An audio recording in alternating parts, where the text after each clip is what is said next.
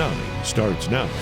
First at 6, it's a chilly evening across the state as Oklahomans travel to their Thanksgiving destinations. Thanks for being here. I'm Bobby Miller, in for Amanda. And I'm Tavasilis, in for Carl. We're tracking Arctic air headed to the state, as well as the return of wet weather, possibly some snow. Let's talk about it. Chief Meteorologist David Payne joins us now in the Bob Mills Weather Center. Hey, David. Hey, and I'm David, in for David. Oh, good job. Did you not get You're Thanksgiving? Welcome. I'll be here all evening for him, that guy, yeah. All right, hey, talking about airport delays right now, we're in good shape in and around Oklahoma. O'Hare, some delays there, so if you have friends or family trying to get out of O'Hare or trying to get in, going to have some slowdowns going on there. But we look pretty good here in Oklahoma. Great travel weather for sure. All right, 44 in Guthrie, 41 in El Reno. How about a 48 down in Lake Thunderbird? Hang on, lots of 40s. We're cooling off now. We only made it to 48 today for a high temperature, right? That was my high from yesterday. I was like, I'm going to be in the 40s today, and we certainly were. It was chilly. Cloud cover, yep, oh, here we go. And today, that was Canadian air that came in last night and overnight. Storm number 1, 2,400 miles away. That'll bring us some rain, and then, guess what? Storm number 2, 3,700 miles away, and that will bring us a shot of snow coming up. At the same time, here comes the Arctic air. It's going to come ripping out of Canada, out of the Arctic Circle. It's going to do a deep dive into the U.S., and we're going to be below freezing for many hours coming up. To be exact, right now it looks like about 43 hours below freezing. That's right, here in Oklahoma City. You folks in northern Oklahoma, you'll be below freezing a little bit longer than that. So what are we talking about as far as snow? How much snow and how much rain? We'll get some rain out of this 9-day forecast coming up in about 10 minutes. Guys, back to you. David, we'll talk to you then. Thank you. Today, millions of Americans are traveling through our nation's airports to their Thanksgiving destinations. Many airports across the country, they're still recovering from the federal government shutdown. The shutdown resulted in a reduction in flights impacting federal workers and travelers. News 9's Stephanie Minichi joins us in studio with how things are going here in OKC at Will Rogers. Stephanie? Travelers at OKC Will Rogers International Airport made their way through short lines at the ticket counters and TSA Wednesday. Airport spokesperson Stacey Ham says they actually bounced back very quickly after the government shutdown. The next day, once the government reopened, we were fully staffed. We didn't really lose any employees during that time frame, which was a blessing. Ham says Will Rogers wasn't as impacted as some of the larger airports. She says they started to see a little bit of delays and then cancellations at some of the larger hub airports. Where the impact on our passengers came into play was when they did reach those larger hub airports, DFW, Chicago, Atlanta, Las Vegas, in Houston area. Ham says all the TSA agents and air traffic controllers reported to work during the government shutdown. She says they aren't worried about Thanksgiving travel. Where we start seeing the increase during holiday travel is Christmas time. So today we've got about 4,000 people throughout the day that will fly out. Ham says most of the foot traffic comes from people traveling to Oklahoma City to see their family members. Stephanie Minichi, Oklahoma's own News 9. Stephanie, thank you. Will Rogers Airport officials say so far, Thanksgiving travel has been light and like a normal day for them. The trade group Airlines for America says the busiest days to fly over the Thanksgiving holiday are expected to be Sunday and Monday. Let's take a live look at the Broadway extension in Northeast OKC. This is our Lucky Star Skycam. AAA is predicting more than 696,000 Oklahomans will travel for 50 or more miles from home this Thanksgiving, and they're also telling us more than 90% of them will drive to those holiday destinations. Now to other headlines we're following this evening. Oklahoma City police, they're still trying to piece together a deadly shooting on the northeast side of the city. Police say around 10:45 this morning they were called to a shots fired at a home near Broadway Extension in Hefner. Officers found one person dead. Investigators say that another person has been detained. No names have been released on this one.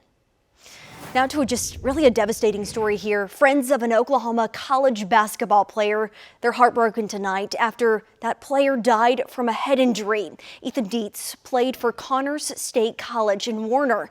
That's in eastern Oklahoma. Dietz hit his head when he and another player were going up for a rebound during the game in Denison, Texas on Saturday. He passed away yesterday. I don't want people to look at his loss as, oh, I'm mad that he's gone. I'm disappointed I couldn't do anything. But I definitely want them to look at it as all the people that Dietz brought closer, all the people that Dietz had a huge impact on. So many people sharing that he made such an impact on them. In a statement, the head basketball coach and the president of Connors State College said he was a hard worker and really a great teammate. There's going to be a candlelight vigil on the Warner campus Monday evening. So very sad. 2 people are in custody after a pursuit of a stolen car overnight in the metro. Midwest City Police say they requested the Oklahoma Highway Patrol's assistance. Officers say troopers stopped the Kia Soul with a tactical maneuver near Southeast 29th and Douglas. That was just before 3:15 a.m. Troopers say one of the suspects arrested is a juvenile. No names have been released. The Oklahoma Corporation Commission says salt water from a disposal well contaminated a creek in Caddo County near Eakley, and it killed cattle and wildlife. State regulators found the water surfaced through the well from a previously unidentified well. Cleanup crews are removing the salt water and will plug both wells, with the state covering the work after the company said it couldn't afford it. Officials say they'll check back in March to make sure the company finishes that cleanup. As state leaders look for ways to turn Oklahoma schools around, we're hearing from more than 200 teachers about the real challenges of education here in our state. We'll see the results of our exclusive teacher polls. Plus, I'll take you to Mississippi to learn about their solutions to make their education system better. See our hour and a half special, Educate Oklahoma, tomorrow night at 9:30. And looking forward to that special. We are live in the Bob Mills Weather Center, and here we go, talking about the OSU game, 11 o'clock kickoff on Saturday. It looks wet in the morning with light rain and drizzle. I think there's still some rain and drizzle around at kickoff, and then we turn much colder as we get into halftime and beyond. So an umbrella, a poncho, and then we're going to the big coat, okay? Get ready. For us, rain, Arctic air, and some snow. Your forecast coming up. Plus, a Metro man is calling himself a walking miracle this Thanksgiving after surviving a deadly form of cancer. How he's feeling 10 years after the diagnosis. And new tonight at 10, a Yukon family's heartbreak after losing their 9-year-old son, how they're honoring him by helping other Metro children. It's a story you'll see here at 10. You're watching Oklahoma's own News 9. 10 years ago, a Norman man was diagnosed with a deadly brain tumor the day before Thanksgiving. Well, the odds of his survival were low, but a decade later, he's still beating them. New at 6, News 9's Deanne Stein has his inspiring story. Mike Schuster considers himself a walking miracle and says it took an experimental drug and a lot of prayers to reach this incredible milestone. More great. The holiday lights twinkle at the Schuster's home as they prepare to welcome family for Thanksgiving, a celebration Mike never thought he'd live to see 10 years ago. Every morning when I wake up, I say, thank you, God. In 2015, doctors discovered a brain tumor the size of a kiwi. They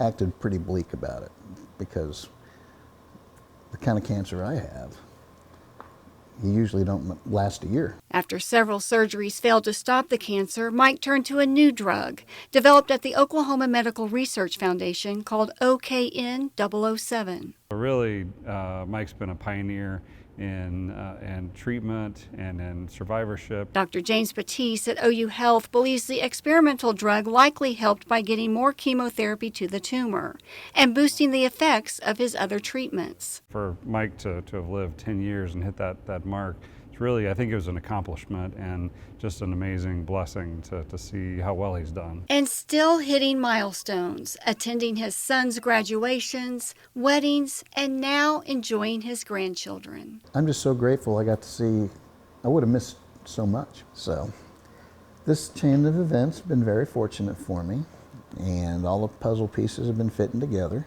and grateful and blessed. I made it. It's been fantastic.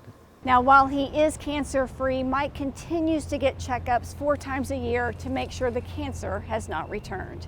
In Oklahoma City, Deanne Stein for Oklahoma's Own. Wow, just inspiring. Deanne, thank you. Doctors say that thanks to research, clinical trials in patients like Mike over the past decade, survival rates have improved. Good story indeed. Taking a live look from our Lucky Star Skycam, it is chilly this evening. David has his forecast for Thanksgiving Day. He'll talk about that after the break. Boy, doesn't the skyline look pretty? Beautiful. From the Bob Mills Weather Center, the Oklahoma weather expert, David Payne. All right. Turning a little bit chilly for us. I know. People are going to get out of that Thunder game tonight and just be freezing. Yeah, 40s. I mean, upper 30s by the time the game That's ends. cold for us, David. Okay, we call it chilly. Don't downplay then that. You won't survive Sunday or Monday. Exactly. So how about that? So it's an Arctic bowling ball. It's going to come ripping south. It's coming out of the Arctic area, North Pole. This is really cross-Siberian area. It comes from Siberia up and over and then down. This sounds Down to worse. Oklahoma. Yeah, This it's like sounds going to a worse the doctor. more you say. Not going to a doctor. Never ends well. The You know what I'm clinic. saying? When you walk the You clinic. don't want to do that. Don't go to the clinic. That bowling ball will hit you. And if you're in the clinic for more than half an hour, something's wrong with you. Really wrong. I'm just saying. All right, let's take a look first of all. And we're talking about right now, first guesstimate, 43 hours below freezing in Oklahoma City. I think we dip right at that 32-degree mark at about 5 o'clock on Sunday. We get above freezing on about noon for the following Tuesday. All right, so that's enough, right? It'll move in. We'll get cold. We'll stay cold, and then it'll get better. But we really haven't been that cold this year. All right, so this will be our coldest, longest snap so far, right? All right, so 43 hours. That's what we're looking at right now. All right, here in Oklahoma City, we are still cloudy. Cold front moved through yesterday. That was a little bit of kind of a teaser. Canadian air came in overnight, right? We talked about the cold front, and here we go. Made it up to a high today of 48. Now we're at 45. Still cloudy. If you have any evening plans, go right ahead. We're going to be bone dry. Lots of 40s on the map. It's cold. 44 in Guthrie, 46 in Union City and Mustang at a 45, 48 in Shawnee and Tecumseh, 45 in Luther and Wellston. The winds are light, hardly any wind at all. Man, that's been good. All right, so traveling in and around Oklahoma, today's been good. All week's been good. Tomorrow looks great. Friday looks pretty good, except Friday's going to be windy. And again, not much going on in the country as a whole the next couple of days. Storm in the Great Lakes moves off to the east, so some pretty quiet weather for travelers, all right? So there's the Canadian air that came in with last night's cold front, or yesterday's cold front, from here north. But see the 16 in Bismarck? That's the Arctic air, and it just keeps getting colder. Norman Wells, Alaska now, down to 6 below zero. So that's what's coming. But first, before that gets here, that storm, 2,400 miles away, comes in on Saturday. Saturday morning, we see rain, a little thunder, a little drizzle, and then the second storm is that one, 3,700 miles away. That comes in. The Arctic air is already here. That comes in on Monday of next week with a quick shot of some snow. Hello, cold, the polar vortex. It's an area of low pressure that usually hangs up around and north of the Arctic Circle, but some things happen in the atmosphere that begins to kind of just relax a little bit, and you relax it, and it's going to ooze south, and as it does, it brings in that Arctic air that moves in beginning on Saturday, even colder Sunday, and even colder Monday. It's the gift that just keeps giving, right? All right, lows tonight, 20s and 30s. A cold night, 20s across the north and the northwest. It'll be a chilly night. We're bone dry, cold in the morning. Winds will be light. Tomorrow looks great. Traveling in and around Oklahoma, lots of sunshine, I think. Might have a few high clouds around. Mid-50s for highs. Not much wind for your turkey day. And then for Friday, windy. It won't feel like the 50s because of the wind. All right, south winds are going to blow. And then by Friday evening, could see a couple of showers from Oklahoma City down to the south. And then here comes storm number 1. Friday night, Saturday morning, a good chance of rain and drizzle. I think it'll be light overall. There might be a little bit of thunder in here. And then for Saturday afternoon temperatures, we might make it into the 50s in Oklahoma City by midday. Also for the OSU game, by the afternoon, we're in the 30s and 40s. The warm air is to our south and east. Arctic cold front comes crashing in, moves into the metro for your early afternoon on Saturday. And watch the front. This is Saturday. Strong south winds out ahead of the front. They'll lay down briefly when the front comes through. And then behind the front, gusts 40, 45 miles per hour. So with the temperatures in the 40s and 30s, wind chills will be in the 20s. And by Saturday afternoon, the rain will be shoving off into eastern Oklahoma the way it looks. So talking about snow for Monday. Maybe a trace in Oklahoma City, a dusting, maybe. And again, don't expect a whole lot. Might see up to an inch in the light blue. There might be some higher amounts of up to 2 inches in northwestern Oklahoma the way it looks now. So that's all I can do with it, all right? A little bit of snow. Might have a few slick spots in the north and the northwest coming up on Monday. This evening through 10 o'clock, we drop it into the 30s here by 9 o'clock. It looks good. 9-day forecast. Take a look at her.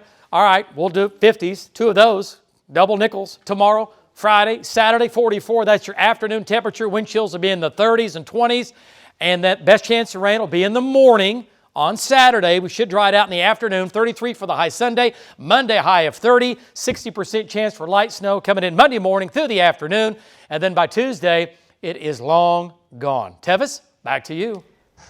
All right, David, thank you. Well, the Thunder, they're back home tonight for an NBA Cup game. Steve McGehee joins us with a preview from the Paycom Center. Next in sports. Driven by your Oklahoma Ford dealers, this is News 9 Sports with Toby Rowland. Hi, everybody, and welcome to the Riverwind Casino Sports Desk. The Thunder playing the first of back-to-back NBA Cup home games tonight in a Western Conference Finals rematch with the Minnesota Timberwolves. OKC steamrolling out to a 17-1 start to the year, but the health status of SGA is the big question going into this one. Our Thunder reporter Steve McGehee has the latest from the Paycom Center. As of 5:30, SGA was still listed as questionable with illness. Mark Daigneault said they would evaluate him after his warm-up.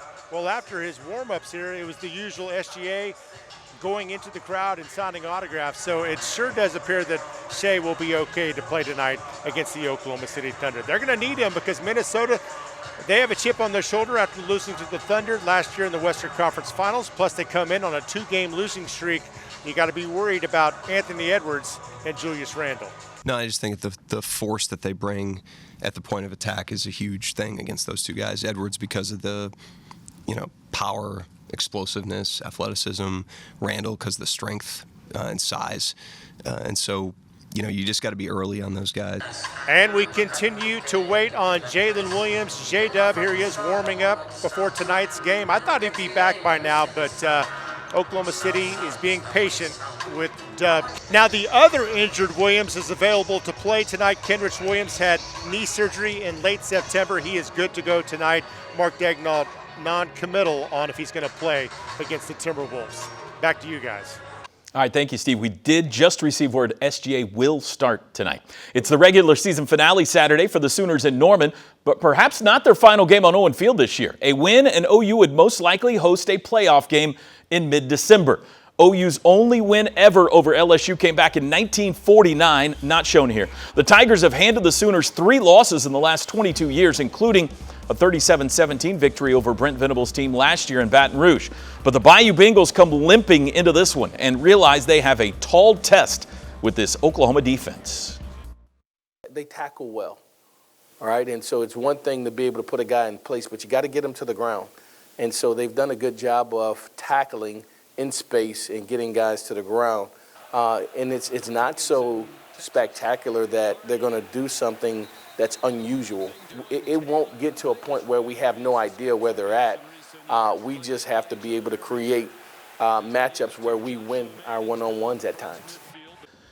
Games that could impact the playoff standings this Thanksgiving weekend around college football. Notice all the ranked teams on the road. The Egg Bowl is Friday morning, the Iron Bowl Saturday night. Oregon has a tough test at Washington. Feels like the kind of weekend where crazy things could happen. The Sooners just hope it isn't in Norman. And finally, one day after OSU hires Eric Morris, nothing official, but multiple outlets reporting that South Florida's Alex Golish is set to become the new head coach of the Arkansas Razorbacks. SGA will start tonight. That's perfect. Yeah. Really quickly, there is an ONG gas leak near Arcadia. About 400 customers affected. They'll go door to door to restore that for them. More tonight at 10.